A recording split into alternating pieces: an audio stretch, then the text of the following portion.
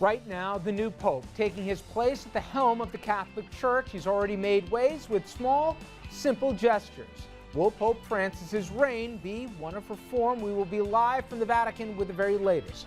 And next, it is the Murray Plan versus the Ryan Plan. We'll take it to our nation's capital where the budget battle rages on. Well, the inside scoop on just how much personality politics could impact the nation's fiscal health. And later, could we see the reauthorization of an assault weapons ban? Well, the measure, it took a crucial step forward today in D.C., but the bill, it faces a tough fight before becoming law. Good evening, everyone, and welcome to RFL. I'm Richard French, and thanks so much for joining us this Thursday evening, March 14th. As you know, history made, and with it, a new pope. Today was his first full day as the head of the Catholic Church, and already charting his own course. Bios One's Mike Stevens, he has the very latest.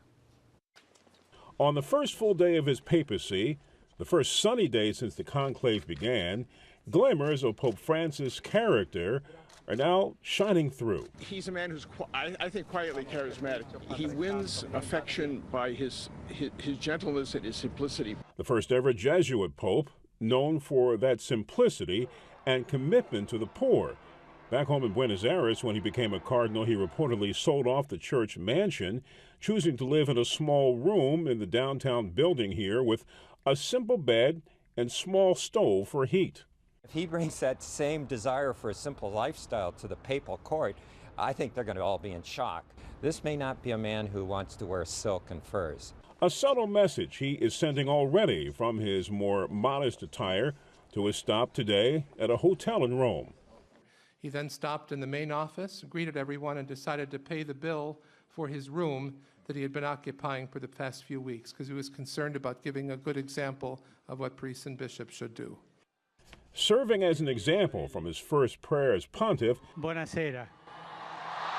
to the quieter prayers of today, beginning at Rome's main basilica dedicated to the Virgin Mary, and then at Mass with the cardinal electors in the Sistine Chapel. And while the exuberant celebrations continue back home in Argentina, this was a quiet start to what could be a groundbreaking papacy. Well, the Pope's schedule is certainly filling up, and among the top items on that agenda, a meeting in the coming days with his predecessor, Pope Benedict, and the big inaugural Mass in St. Peter's Square, slated for this coming Tuesday. Now, as Pope Francis is the first here to taking his place in the balcony last night, he was met, as we all took live for you here, with a roar of excitement from the crowd in St. Peter's Square. He seemed to make an instant connection with the masses, but we wanted to know, what does the papacy really mean to those Catholics as well as non-Catholics? And Bios One's Natalie Patterson, she joins us live from Rome with the very latest, and you got an interesting snapshot of that population, Natalie, right there on the ground, eyewitnesses to history. Absolutely. You know, there was such excitement in the air last night. As we all know by now, the Pope is the leader of 1.2 billion Catholics all around the world. He was also the reason that tens of thousands of people came rushing into St. Peter's Square last night, all thrilled to see Pope Francis for the very first time and hear him speak. But now that that white smoke has cleared, we wanted to know, what will people take away and what will be that lasting connection between the Pope and the people who were here last night. Deborah Bazile and her daughter had been planning their vacation to Italy for more than a year.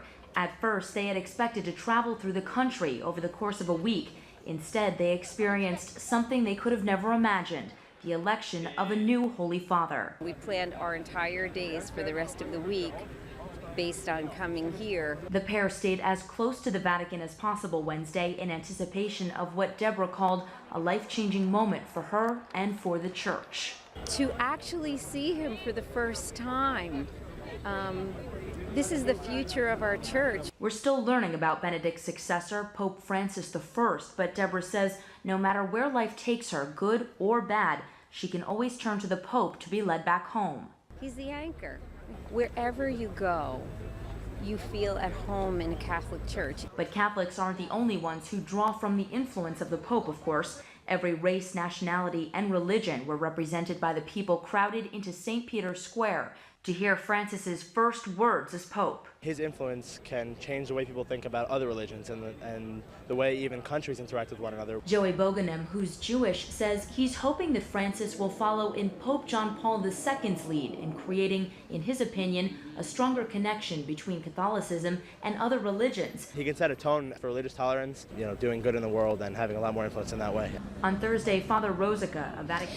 And St. Peter's Square is quiet now tonight, just a few people strolling through, probably taking in the sights as it was so packed full of people last night. Earlier today, though, Rich, there was a mass that you may be aware of between the new Pope and the cardinals who put him in his new position.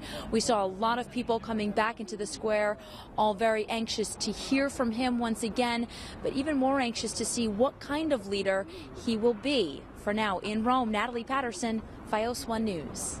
All right, Natalie, thank you very much. Of course, we'll be hearing from Natalie throughout the balance of the week. And we'd like to welcome our first guest on set with us tonight, Father Luke Sweeney. He's the vice rector of the Cathedral College Seminary in Queens. And Father Sweeney, he studied himself in Rome when Cardinal Dolan was rector of the North American College. And we were talking both yesterday. You kind of have to join us on the phone right after the White Puff of Smoke came up. We were both rooting for Cardinal Dolan, but not to be. You were a little surprised by the selection. And in no small part, I would guess, by the age issue, right? 76. Sure. I was certainly pleasantly surprised, but at first kind of shocked that it was not someone under 70. Obviously, one of the main things that the Holy Father has to do in being pastor to the world is do a lot of traveling and have the health and the vibrancy to accomplish that. But so far, from what we see of Pope Francis, he really seems to bring a good deal of zeal to the office. Tell people who aren't as familiar as you and I about Jesuits, and without doing a whole historical, because it's TV, it wasn't always simpatico, the relationship between the Jesuits and certainly the Vatican, but for people who know and have gone through, whether it be Fordham, BC, or other parochial institutions, these are people who've spent 13, 15 years in the most rigorous of education here. They think out of the box. They push the envelope here, academically rigorous. And it says a lot about a person if they're a Jesuit. They usually joke that ordination to the priesthood for a Jesuit is the reward of a long life, because usually they've put in a good 11 or 13 years before that happens. Most people know the parish priests, diocesan priests, but in the church there are a whole host of different religious communities, and the Jesuits were founded by St. Ignatius of Loyola back in the 1500s, primarily in two ways, retreats, but also in that education of the mind as well as the heart, but then also in great missionary outreach, like St. Francis Xavier. In more modern sense, a lot of the Jesuits have set up tremendous universities, as you mentioned, and they sometimes say, even know a good number of the Jesuits from going to Fordham Prep and Fordham University and the Greg, that if there are 10 Jesuits in the room, there'd be 12 opinions. So that obviously they take seriously the things of the mind, but they also take really seriously that spiritual exercises and patrimony that St. Ignatius gave to them. And we heard from Pope Francis, and it's not coincidental, the name that he took, and it's also consistent with the Jesuits, that they look out, like so many people where the college do, but they look out for the less privileged and the more needy. And certainly, both from the self-effacement here and the modesty that he's shown, he's walked the walk here, and they believe it. And I think that it might be a culture shock to some, even in the Curia right now, because he really seems that he's going to carry that over to the Vatican as well here, that it's not supposed to be about just the fancy robes and everything else. You're supposed to get out into the middle of it. You're supposed to get out into the people here, and that means in some of the poorer communities around the globe. Sure. It's fascinating hearing from some Jesuits recount their experience in the novitiate, which is that initial formation that they receive, where they literally are sent out on a pilgrimage with either no money or very little money. They have to beg and provide for their own needs. And I'm sure this was one of the keystone moments for our new Pope Francis. And certainly he's taking that with him throughout his life as a priest, but also his life as a bishop and now Bishop of Rome, identifying with the poor and not being afraid to get out there and truly embrace people. The church can't just sit in a rectory or even in our church. The church is meant to be sent forth with the transformation that Jesus Christ gives us in order to bring people back, in order to be transformed by God. It's interesting, I think, it may be human nature, but when a selection is made, you want to read into that person, whatever your personal hopes are in this particular case for the church.